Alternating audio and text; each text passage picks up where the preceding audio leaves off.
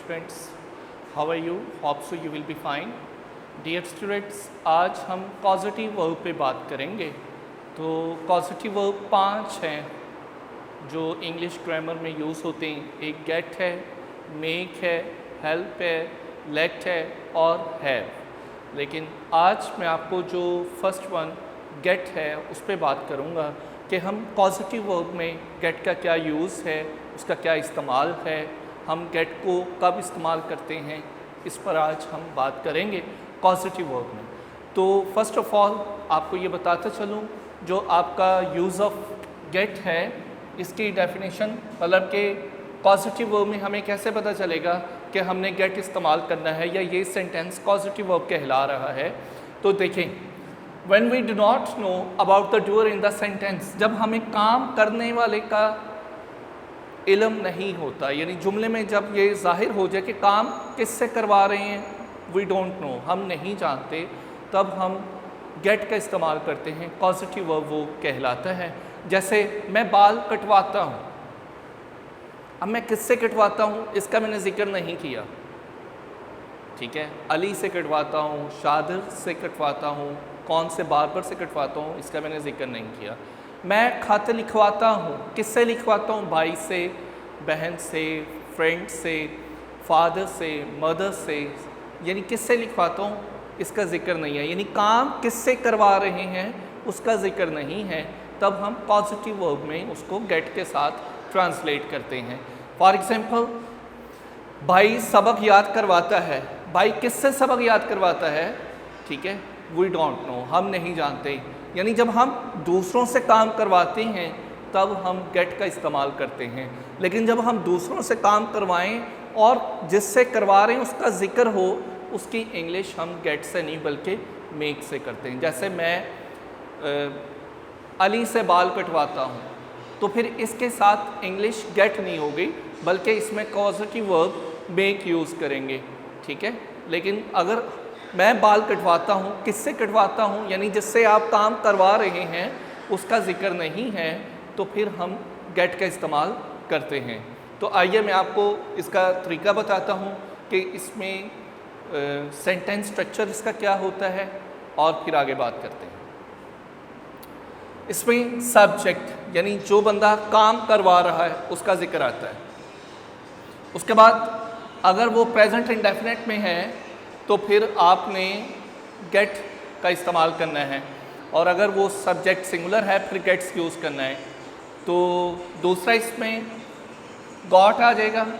अगर जुमला पास्ट में है तो गॉट करेंगे, अगर प्रेजेंट इंडेफिनिट प्रेजेंट कॉन्टिन्यूस में है तो हेल्पिंग वर्ब लगा के हम गेट लगाएंगे, और अगर वो फ्यूचर में है तो विल गेट हो जाएगा। फिर उसके बाद वो चीज़ का जिक्र आता है या शख्स का आ जाए, ठीक है ना, और इसके बाद फिर वर्ब की थर्ड फॉर्म यूज़ होती है। अब देखिए, मैं बाल कटवाता हूँ, यानी आई गेट, अब क्या करवाता हूँ, बाल, माई हेयर कट, ये वर्ब की थर्ड फॉर्म। मैं बाल कटवाता हूँ, I get helping verb, sorry get verb के तौर पे आ रहा है, ठीक है, बतौर पॉजिटिव वर्ब यूज़ किया जा रहा है, ये समथिंग, और ये आपका वर्ब की थर्ड फॉर्म है। अली खत लिखवाता है, ठीक है, अली अब किससे काम करवा रहा है हम नहीं जानते, यानी जब काम करने वाले का जिक्र नहीं है, काम करने वाले का हमें इल्म नहीं है जुमले में, तब हमने गेट का इस्तेमाल करना है। अली खत लिखवाता है, Ali gets a letter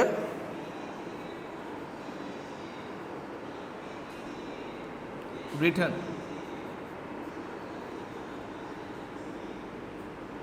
Ali gets a letter written, Ali खत लिखवाता है। अच्छा जी, भाई सबक याद करवाता है, इसकी इंग्लिश है ब्रदर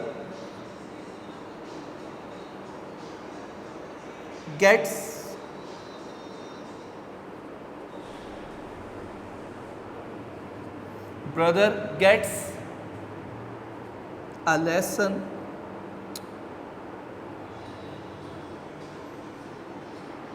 learnt। ब्रदर जो है यानी भाई सबक याद करवाता है। ये तो थे अफर्मेटिव सेंटेंसेस जो मैंने प्रेजेंट इंडेफिनिट फॉर्म में लिख दी हैं।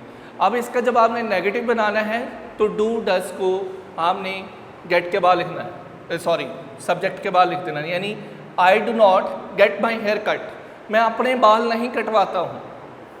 और अली खत नहीं लिखवाता है, Ali does not get a letter written. फिर इसी तरह भाई सबक याद नहीं करवाता है, brother does not get a lesson learned. तो ये इसका गेट का इस्तेमाल है कॉजेटिव वर्ब में। इसको जब आपने पास्ट फॉर्म में लिखना है तो फिर गेट की जगह हम गॉट लगाते हैं। जैसे मैंने बाल कटवाए, I got my hair cut, ठीक है। अब्बू ने घर बनवाया, अब किससे बनवाया, नो वन नोस, कोई नहीं जानता, इसका जिक्र ही नहीं है किससे करवाया जा रहा था। तो फादर गॉट होम बिल्ट, अब्बू ने घर बनवाया। मैंने चाय बनवाई, आई गॉट टी मेड, मैंने चाय बनवाई। अच्छा, मैं तुम्हें किडनैप करवा दूंगा, यानी मैं खुद नहीं करूंगा बल्कि किसी से काम करवाऊंगा, तो तब इसकी इंग्लिश होगी I will get you kidnapped, मैं तुम्हें पकड़वा दूंगा। मैं तुम्हें पास करवा दूंगा, यानी खुद तो नहीं करेगा, I will get you passed. तो इस तरह ये इसका तरीक़ाकार है गेट का पॉजिटिव वर्ब में।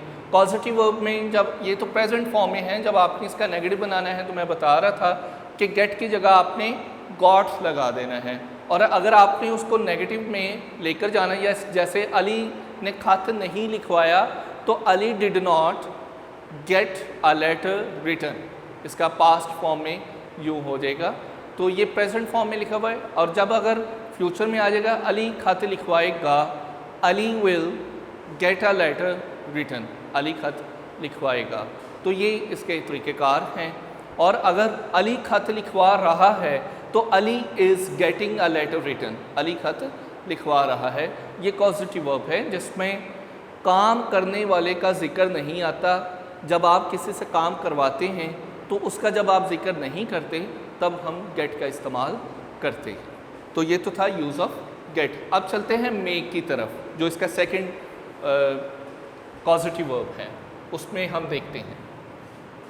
तो स्टूडेंट जो पॉजिटिव वर्ब में दूसरा यूसेज है वो है मेक।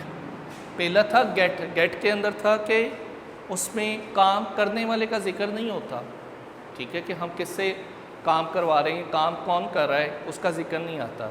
जबकि मेक के अंदर काम करने वाले का जिक्र भी होता है। मतलब मैं अली से खत लिखवाता हूँ, अब इसमें जिक्र किसका आ रहा है, काम किससे हो रहा है, अली से। काम मैं करवा रहा हूँ, यानी खुद मैं नहीं कर रहा, लेकिन करवा किससे रहा हूँ, अली से। मैं अम्मी से चाय बनवाता हूँ, तो इसमें मैं खुद तो नहीं कर रहा, लेकिन काम किससे करवा रहा हूँ, मदर से, इसमें इल्म है। लेकिन अगर इसके ऑपोजिट गेट जब हम यूज़ करते फिर आता है मैं चाय बनवाता हूँ, ठीक है ना। अब उसमें किससे बनवाता हूँ, नई इल्म ही नहीं हो रहा कि किससे काम करवा रहे हैं, तब आपने गेट यूज़ करना है। लेकिन अगर आ गया कि मैं अम्मी से चाय बनवाता हूँ, या मैं बहन से चाय बनवाता हूँ, या मैं अपनी वाइफ से चाय बनवाता हूँ, तो इसमें काम करने वाले का, यानी जिससे आप काम करवा रहे हैं उसका जिक्र आ रहा है, तब आपने मेक यूज़ करना है, ठीक है। अब देखिए, मैं आदिल से बाल कटवाता हूँ, तो पहले जो था वो ये था कि मैं बाल कटवाता हूँ, उसमें जिससे कटवाते हैं उसका जिक्र ही नहीं था, काम करने वाले का जिक्र नहीं था। लेकिन इसमें काम करने वाले का जिक्र है। काम कौन कर रहा है, आदिल कर रहा है, यानी मैं आदिल से बाल कटवाता हूँ, तो आई मेक, इसमें जो काम कर रहा होता है मेक के बाद उसका जिक्र करते हैं, आई मेक आदिल, और वर्ब की पहली फॉर्म लगाते हैं, cut my hair.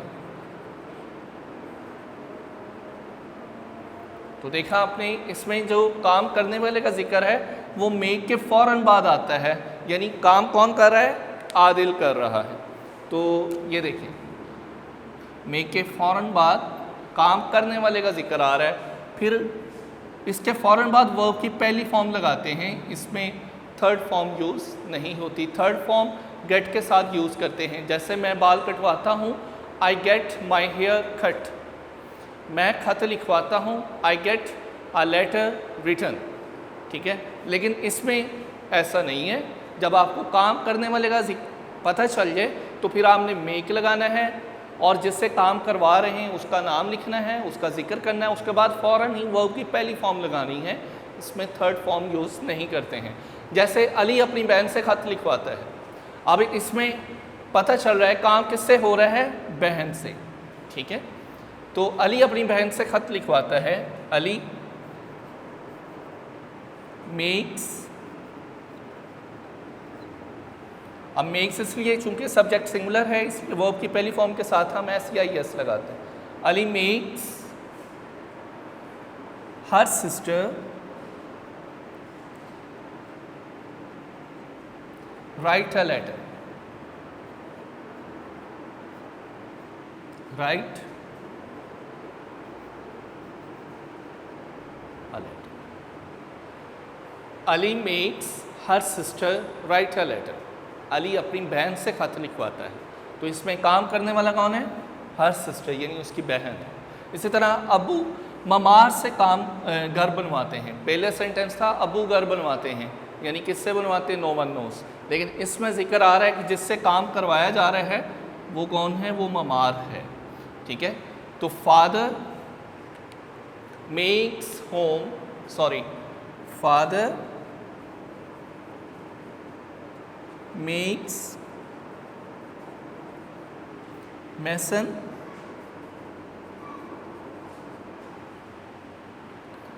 build a home।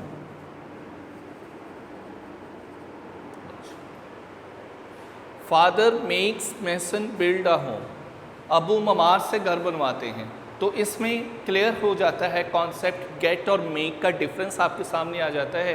Gate में जिससे हम काम करवाते हैं उसका जिक्र नहीं आता, जबकि मेक में जिससे हम काम करवाते हैं उसका जिक्र आता है। तो ये मेजर डिफरेंस है गेट और मेक का। इन्हें हम पॉजिटिव वर्ब कहते हैं। उम्मीद करता हूँ आपको इसकी समझ आई होगी। और इसको जब आपने नेगेटिव लेकर जाना है तो I do not make Adil cut my hair. मैं आदिल से बाल नहीं कटवाता हूँ। मैं अपनी बहन से ख़त नहीं लिखवाता हूँ, या अली अपनी बहन से ख़त नहीं लिखवाता। Ali does not make her sister write a letter. और अबू ममार से घर नहीं बनवाते हैं। Father does not make mason build a home. ठीक है, तो ये नेगेटिव हो जाएगा। इसी तरह इंट्रोगेटिव जब करेंगे तो इसका जो नेगेटिव हेल्पिंग वर्ब्स हैं यानी डू डज़, ये शुरू में आ जाते हैं। इसका जब आपने पास्ट में लेकर जाना है कि मैंने आदिल से बाल कटवाए, तो आई मेड, मे की जगह मेड आना है बस, बाकी सारी चीज़ें वैसे ही रहनी हैं। तो अगर इसका फ्यूचर करेंगे, मैं आदिल से बाल कटवाऊँगा, तो फिर आपने सब्जेक्ट के फ़ौरन बाद यहाँ विल या शैल लगा देना। I shall make Adil cut my hair. Ali will make her sister write a letter, फिर उसका एस हट जाएगा मेक का। Father will make mason build a home. तो ये था difference between make and get in causative sentences, in causative verbs. इनको हम कॉजिटिव वर्ब्स कहते हैं। और जब हम खुद काम नहीं करते बल्कि किसी से करवाते हैं, ये ऐसे जुमले कॉजिटिव वर्ब के ज़ुमरे में आते हैं। उम्मीद करता हूँ आपको इसकी समझ आ गई होगी। अल्लाह हाफ़िज़।